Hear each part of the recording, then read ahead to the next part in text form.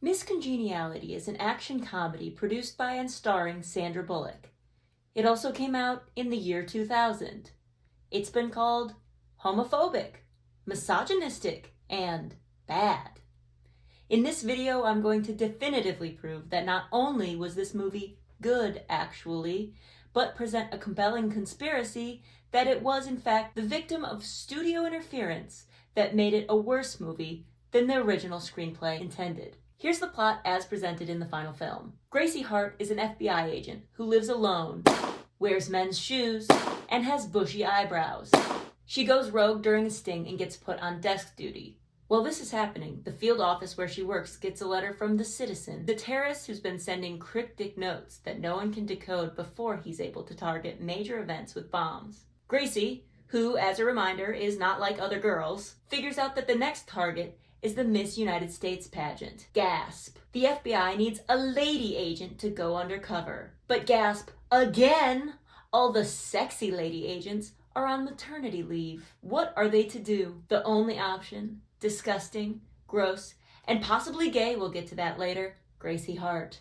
The FBI recruits top beauty pageant coach, Victor Melling, to turn Gracie into a plausible beauty contestant. You may be asking yourself, wait, aren't all the contestants known before the competition begins? Yes, and the movie gets around this with like a hand-wavy, yeah, well, the contestant from New Jersey got disqualified, so you'll take her place. You may be asking yourself, wait, wouldn't the runner-up from New Jersey's competition take her place? Shish, says the movie. Just have some fun with it. Gracie, for her part, fights the process the whole way, making fun of beauty pageants, the culture, the idea of getting dressed up, and she's borderline combative with both her FBI handlers and Victor, her coach. She continues through the competition, and through a bunch of gaffes and fuck-ups, she lets her true personality out to the other contestants. To her surprise, letting the real Gracie out actually assists in her investigation, because these women are smart, kind, and pretty intuitive.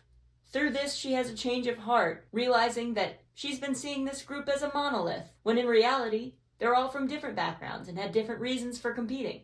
And yes, even individual personalities. Through her investigation, she figures out that the real threat is not the Citizen, but a copycat. The pageant director, Kathy Morningside, a former beauty queen who's being pushed out after this year's competition. She plans to bomb the winner out of revenge. I'm not sure how that helps you get your job back, but that's beside the point. By this time, though, the FBI has actually caught the Citizen somewhere else and begins to back up and leave. Gracie's like, hey no, this is still gonna happen, and goes against her boss, stays behind, and stops the attack. At the end of the movie, the other contestants give Gracie the title of Miss Congeniality for saving the pageant. Okay, I've skipped over a few things. Namely, the misogyny. Every male character in this movie at some point makes a comment about how unhot Gracie is. This includes her co-workers. They can be seen in several scenes staring at women through the TV screens that they're supposed to be using to surveil, just to look at women for obviously creepy and not investigative purposes. Even Gracie's coach Victor constantly makes comments about how her appearance and behavior isn't womanly enough, and at one point looks at her and says, eyebrows, there should be two. Gracie herself is constantly making remarks about the other women, denigrating their intelligence. At one point she says, I'm not gonna parade around in a swimsuit like some airhead bimbo. But the biggest problem is a character I've completely neglected to mention up until this point, Gracie's partner Eric, who seems to exclusively exist in this film to provide misogynistic asides. At one point, Gracie and Eric are sparring, I'm assuming to keep their FBI hand-to-hand combat skills up to date. I don't know. They have the following conversation. Gracie says, is it because McDonald, their boss, hates me? Is it some woman thing? And Eric looks at her and says, don't worry, no one thinks of you like that. Like, as a woman. At the end of this conversation, Eric smacks her ass. This is played completely for laughs, but is really jarring for someone watching in 2025. He then names the assignment Operation Thong and gives Gracie the undercover identity Gracie Lou Freebush. He calls the gay-coded Victor Fruitcake. At one point, he pulls Gracie into a pool and says, you look good wet.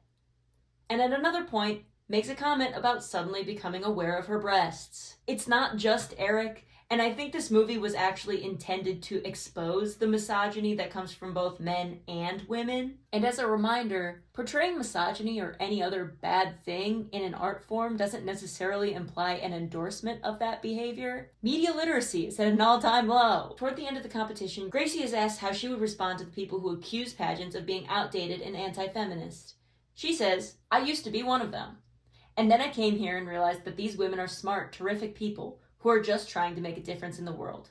And we've become really good friends. And for me, this experience has been one of the most rewarding and liberating experiences of my life." So clearly the film is not just about saying, ha ha, women dumb. Where this movie really falls on its face is its insistence that Eric and Gracie become a couple at the end. I think the other examples of misogyny are used to ultimately show the growth of some of the characters. And if you take out the romantic subplot, it actually becomes a heartwarming story about overcoming misogyny. Which brings us to The Conspiracy. The original movie was my fairy tale version of a woman overcoming her hatred for all things feminine. But the studio said, men will not watch this. Add more sexism and a romance subplot. Further, I think Gracie was supposed to be gay. And I'm not alone. These lesbians on the internet agree with me. At one point, Sandra Bullock even said that Miss Congeniality's writer told her that he was inspired to write Gracie's story after seeing Ellen DeGeneres present an award at the Emmys in a dress looking uncomfortable. It's undeniable.